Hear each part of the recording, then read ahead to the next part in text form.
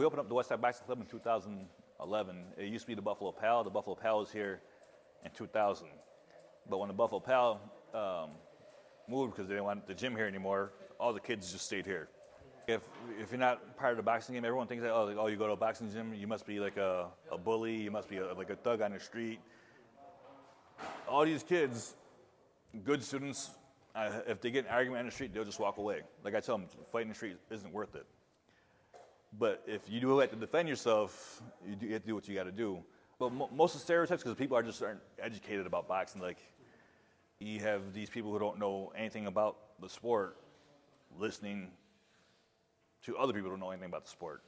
In boxing, they are overprotective, and I've seen kids take helmet-to-helmet hits in football, and there not be a flag thrown. This is not a sport. You're actually getting punched and punching someone back.